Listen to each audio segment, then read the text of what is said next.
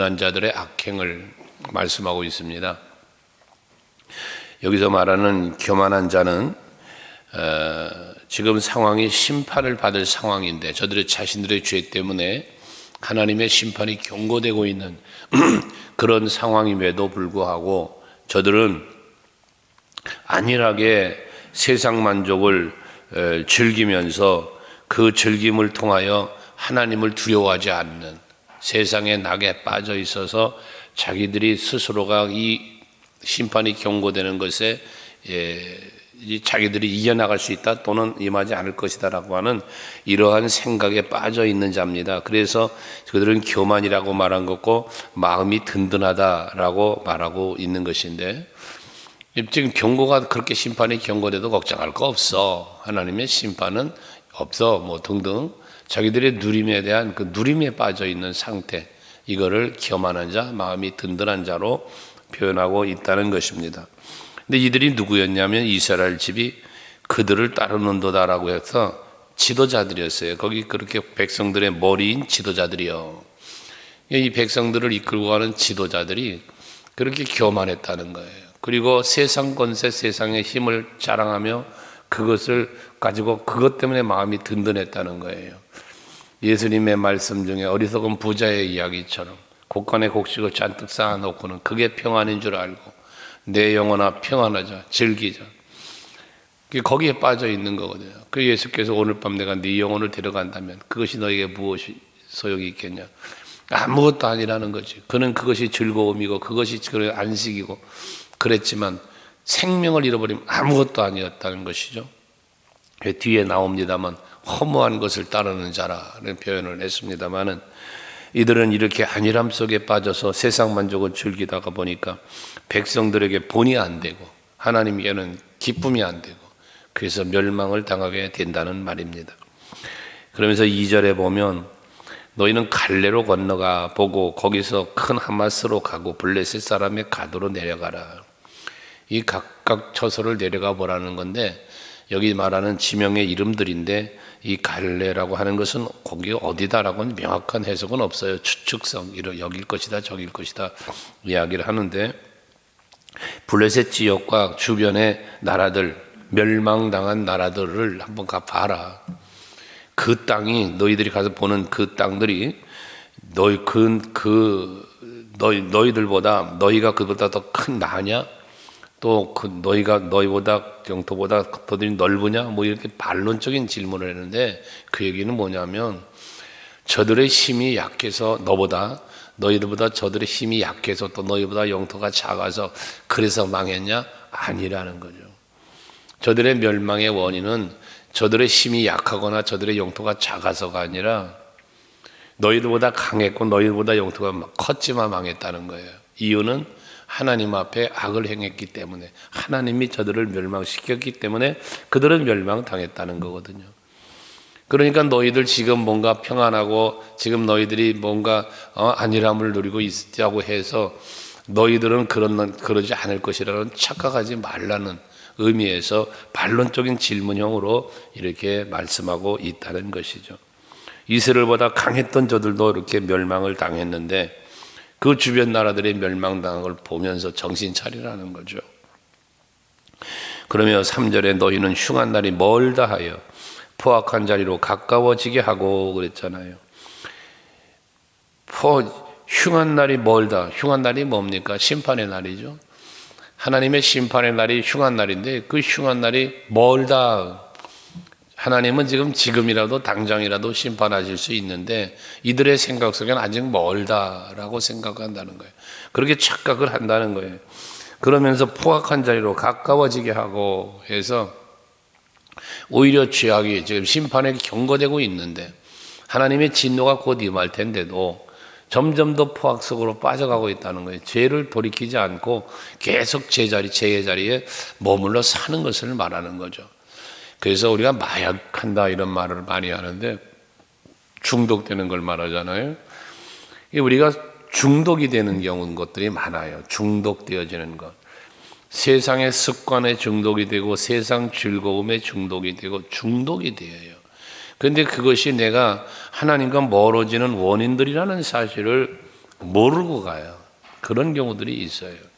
그리고 그 세상 것을 즐기고 세상 것에 미혹되어서 거기에 빠져들어가는 것은 이게 점진적이라는 거죠. 어느 날 갑자기 푹 빠져가는 게 아니라 아주 점진적으로 빠져들어가는 거예요. 그 빠져들어간 그 무엇인가 때문에 우리는 하나님 앞에서 하나님과의 관계에서 더 소홀해질 수밖에 없어요. 왜? 마음이 그리 뺏겼고 내 시간이 그리 뺏기고 내 몸이 그리 뺏기기 때문에 그런 거예요. 그래서 우리는 스스로 바울은 내 몸을 친다 그랬는데 나를 쳐서 복종하게 한다 이런 표현을까지 했는데 이게 세상 즐거움 다 버리고 세상 자랑 다 버리고 찬송하는 것처럼 바울이 그렇게 또 목표를 예수께로 정한 것처럼 우리들은 하나씩 둘씩 자꾸 뭐 해야 돼요? 하나님께로 가까이 하나님께로 가까이 해요. 근데 이들은 지금 뭐 합니까? 하나님께로 멀리 포악한 죄의 자리로 자꾸 가까워졌다는 거예요. 여러분들은 무엇과 가까워지고 있습니까? 항상 날마다 하나님과 가까워지는 여러분 되시길 바랍니다. 어제보다는 오늘이 하나님과 좀 더 가까워지고 점점 하나님과 가까워지는 여러분들이 되실 때 하나님의 은혜의 누림이 여러분 삶의 현장에 일어나게 될 것입니다. 이들은 또한 4절에 보면 상하상에 누우며 침상에 기지개 켜며 그랬는데 이 상해상에 눕고 침상에서 기지개를 편다는 건 뭐냐면 지금 백성들은 가난하고 고달픈 삶을 살고 있는데 이 지도자라고 하는 이런 사람들은 지금 이 상하가 뭐예요? 코끼리 있잖아요. 이 얼마나 고급스럽고 호화스러운 데 있느냐는 말이에요. 거기에 누워 있고 그리고 또 기지개를 편다는 것은 누워서 뒹굴면서 기지개 피는 거예요. 안일함에 빠져 있는 걸 말하는 거예요. 뒤에도 또 기지개 얘기가 또 나오는데 이렇게 지도층들은 쾌락을 일삼고 안일함에 빠져서 침대에 뒹굴고 살아간다고 말이에요. 백성들은 지금 힘든데 오히려 그들을 앞에서 학대하고 짓밟고 그랬다고 그랬잖아요. 이러한 악을 행하는 거예요. 그리고 양떼에서 어린 양과 우리에서 송아지를 잡아먹고 여기서 말하는 양떼와 송아지는 백성들을 상징해요. 그 백성들을 죽이고 백성들을 짓밟고 학대하고 고달프게 하며 그들은 산다는 게 호화호식하면서 그러고 살고 있는 것을 말하는 겁니다. 백성들은 지금 힘든데 그런데 빠져 있으니까 하나님을 모르는 거예요. 그래서 그러면서 더 나가서 5절에 보면 비파 소리에 맞추어 노래를 지절거리며 다윗처럼 자기를 위하여 악기를 제조하며 그랬어요. 여기 다윗처럼 자기를 위하여 악기를 제조했다 그랬는데 이 얘기는 잘못 오해하면 다윗이 마치 다윗 자신을 위하여 악기를 제조한 사람처럼 묘사되는데 그게 아니고 다윗은 전적으로 하나님께 영광을 돌린 사람이잖아요. 하나님께 예배하고 하나님을 찬양하기 위하여 많은 악기들을 만들어 함께 동원하여 비파와 수고마 울려라 하며 찬양을 하나님의 영광을 위해 돌린 자가 다윗이죠. 근데 여기에 이들을 놓고 다윗처럼 자기를 위하여 악기를 제조했다라고 하는 이 말의 본 원어의 의미는 뭐냐면 마치 너희들이 다윗처럼 그 말이에요. 그러니까 다윗이 된 것처럼이라는 의미로 해석하면 더 나을까요? 마치 자기들이 다윗이 된 것처럼 자기를 위하여 악기를 만들었다. 그러니까 다윗과 이들의 차이점은 뭐냐면 악기를 만들었다는 거죠. 근데 다윗은 하나님께 찬양하고 영광 돌리기 위한 악기였고 만든 것이고 근데 이들은 뭐 하는 거냐? 자기들이 즐겁고 자기들의 쾌락을 위하여 악기를 만들었다는 얘기예요. 그러니까 다르죠, 차원이. 목적이 다르다 그 말이에요. 하나님의 영광을 위하여 만든 다윗이었으나 이들도 마치 다윗인 것처럼 자기들도 악기를 만들어서 연주했다는 것이거든요.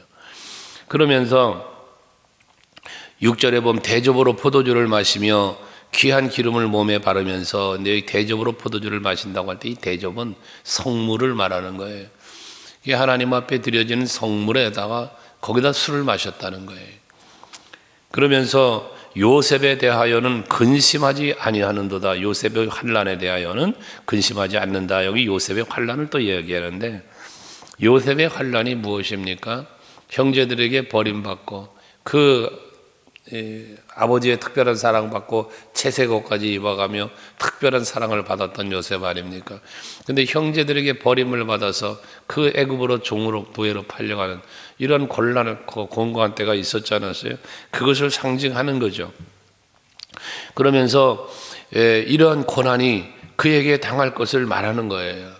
그들에게 임할 것을 말하는 거죠. 그러니까 아브라함이 하나님 앞에 언약을 받고 그리고 그 언약을 대로 살아가는 가정에도 이 고난을 당했던 순간순간들이 있었던 것처럼 이들에게도 하나님의 자녀이고 언약의 백성임에는 분명하지만 그러나 그런 일이 닥칠 수도 있다는 사실을 지금 뭐 하는 겁니까? 계속 하나님은 경고하시고 말씀하는 거 아닙니까? 근데 이들은 그러한 상황을 생각하지 못한다는 거예요.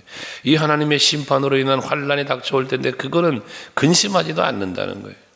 그렇기 때문에 7절에 그들이 이제는 사로잡히는 자 중에 앞서 사로잡히리니 기지개 켜는 자의 떠드는 소리가 그치리라 그랬어요. 이제 포로로 잡혀갈 것을 말하는데 안일함에 빠져 있었던 기지개 편다 그랬죠. 그런데 저들이 이제 하나님의 심판을 받을 때 뭐에 가장 앞서서 그 심판을 받게 되어질 것이라는 겁니다. 그 기지개 켜는 자들이 떠드는 소리가 멈춘다는 거예요.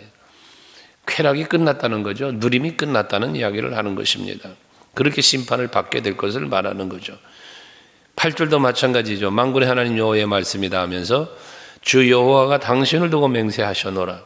내가 야곱의 영광을 싫어하며 그 궁궐들을 미워함으로 이 성읍과 거기에 가득한 것을 원수에게 넘기리라 했습니다. 세상의 자랑과 누림이 다 빼앗기고 도리어 원수에게 넘겨져서 포로가 되고 죽임을 당하는 이런 일이 벌어진다는 거예요. 산자가 없이 반드시 죽임을 당한다는 거예요.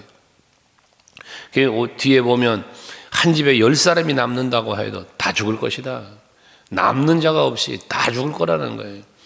그러니 뭐가 있어? 평안도 없어, 미래도 없어, 범사에 끝나는 하나님 무서운 심판이 저들에게 임하였다는 거예요.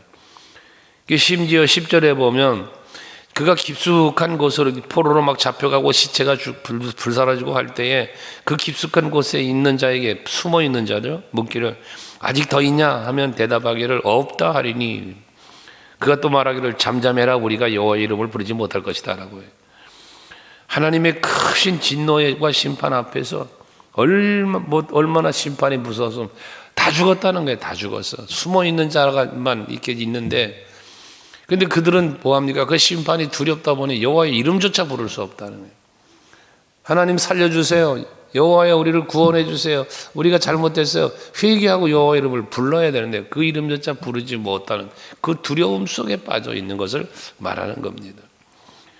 그러면서 모든 집은 11절에 보니까 다 터지고 무너지고 갈라지고 그러니까 숨을 곳도 없다는 얘기예요. 이제는 숨을 곳도 없어졌다. 얼마나 무서운 하나님의 심판인가를 보여주는 거죠. 그렇게 된 이유를 무엇입니까? 그게 12절 이하에 또 말씀하고 있는데 계속되는 그들의 죄를 말하는데 저들은 비유를 했어요. 말씀 속에서 말들이 어찌 바위에 뛰기며 했어요. 소가 어찌 거기서 밭을 갈겠냐. 말이 땅에서 뛰지 바위에서 뛰지는 않죠. 소가 밭을 갈면 땅을 가는 거지 바위를 가는 게 아니잖아요. 말이 안 되는 거죠. 할 수 없는 거죠. 할 수도 없고 하지도 않는 거예요. 그런데 너희는 정의를 쓸개로 바꾸며 공의의 의를 열매를 쓴쑥으로 바꾸며 앞장에서 우리가 묵상했던 것처럼 이들은 하나님의 말씀을 정의와 공의를 쓴쑥으로 만들고 땅에 던졌다 그랬잖아요. 말씀을 무시했고 멸시했던 그 순종하지 않았던 그들의 모습을 다시 한번 이렇게 말씀하는 것입니다. 그 뒤에 정의를 변질시키고 하나님의 말씀을 변질시키고 무시했던 멸시했던 저들 13절에 허무한 것을 기뻐했다는 거예요. 그러다 보니까 하나님 말씀을 떠나니까 하나님의 말씀을 무시해버리니까 저들이 따라갈 수 있는 것은 오직 허무한 것일 수밖에 없다. 어제 수요 예배에서 말씀 묵상했던 것처럼 진리와 복음을 떠나면 다른 복음, 허탄한 신화를 따라갈 수밖에 없는 거 아닙니까? 이것처럼 이들도 허무한 것을 기뻐했다는 거예요. 이 허무한 것은 결국 무엇이 됩니까? 하나님의 도움과 은혜를 잊어버리고 자신들의 힘을 의지하고 자신들의 누림을 자랑 삼아 살아가는 이들의 모습은 결국 허무한 것을 기뻐했다는 거거든요. 솔로몬이 그 인생을 마무리할 때 모든 것이 헛됨을 고백하지 않았습니까? 헛되고 헛되니 헛되고 헛되도다. 모든 것이 헛되도다. 이런 고백을 그가 스스로가 했잖아요. 자기가 얼마나 많은 걸 누렸습니까? 여기 지금 백성들의 누림을 말하지만 이 백성들의 누림보다도 더 큰 누림을 가졌던 사람이 솔로몬이었는데, 여러분들이 지금 아무리 세상 것을 누리고 있다고 해도 솔로몬만큼을 누리겠습니까? 누림이라는 자체가. 그런데 그 많은 걸 누렸던 그가 다 헛되다고 말해요. 허무했다는 거죠. 허무했다는 거죠. 인생을 살아볼 때 그 연대 교수셨던 참 장수하고 계시는데 103세 되신 그 교수님이 인터뷰 나와서 하시는 걸 잠깐 방송을 봤는데, 그 건강의 비결, 행복의 비결에 대해서 말씀하시는데, 그분도 독실한 크리스찬이셨죠. 근데 인생을 지나고 살아보니 진정한 행복이 무엇이었는가? 이렇게 건강하게 살 수 있는 게 무엇이었는가? 건강한 사람이 오래 살고 오래 사는 사람이 건강하다. 다 그렇게 생각하고 말한대요. 그런데 그분의 장수 비결은 약한 자가 오래 산다. 약하기 때문에 조심하며 살고, 항상 인간관계도 조심했고 건강관리도 조심했고 범사에 조심하며 살았다. 온유와 겸손으로 산 모델이 아니었나 싶어요. 누구와 다툰 일 없이 내가 누릴 수 있는 것은 하나님의 은혜라는 사실을 잊지 말고, 하나님 앞에서나 사람 앞에서나 낮아지시고, 혹여나 여러분이 누림이 있다면 그 누림이 무엇이었든지 간에 그 누림을 자랑하시되, 주 예수의 이름 여호와의 이름보다 더 자랑하지 않는 여러분 되시기 바라고, 나의 누림이 다른 누군가를 짓누르고 상처를 주는 누림이 되어서도 아니 될 것입니다. 하나님이 기뻐하지 않으시니까요. 근데 이들은 자기의 힘을 자랑했어요. 그래서 13절에 보면 험한 것을 기뻐하며 이르기를 우리는 우리의 힘으로 뿔들을 취하지 아니하였느냐 하는도다. 자기들의 힘으로 자기의 권세를 가졌고 이 누림을 얻었지 않았느냐라고, 이 얼마나 교만스러워요. 앞에 1절에 교만한 자, 마음이 든든한 자를 이야기했는데, 이런 심령이었으니, 이런 마음, 이런 생각 속에 살았으니 저들은 교만할 수밖에, 세상 것 의지하며 마음을 든든하다 하고 평안을 거기서 찾았으니 상하상에 누워서 기지개 켜가며 그러고 안일하게 살았으니 말입니다. 비록 빈들이나 초막에 살아도 내 주에서 모신 것이 하늘나라라는 것처럼, 여러분들이 오늘도 하루하루 사시면서 하나님의 은혜 안이 가장 행복한 곳이요, 하나님의 은혜 안에 살아가는 것이 가장 평안임을 기억하시고 그 은혜를 누리며 오늘도 한 날 살아가는 여러분 되시기를 바랍니다. 기도하시겠습니다.